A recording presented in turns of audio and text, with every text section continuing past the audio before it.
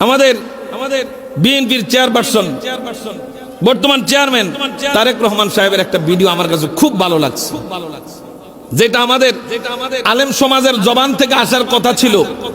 এটা আমাদের আলেম সমাজের জবান থেকে আসে নাই। বাবা, আমি রাজনীতি পছন্দ করি না।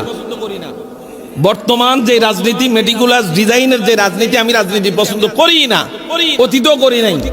কিন্তু যেটা সত্য এটা তো বলতে হবে, কি কথা কয় না? তারেক রহমান সাহেব দীর্ঘদিন লন্ডনে জমিনে ছিলেন, এখন উনি দেশে আসছেন। ওনার একটাই কথা, ওনার কথাটার মধ্যে লজিক আছে, যেটার মালিক আমি না। কথা কয় না? যেটার মালিক আমি না, এটা আমি আপনাকে কিভাবে দেব? জান্নাতের মালিক আমি, আমার ঠিকাদারি আছে, আমি লিজ নিছি। তাহলে লিজ না নিলে, ঠিকাদারি না হইলে, আমি মালিক না হইলে আমি আরেকজনকে কিভাবে জান্নাত দেব?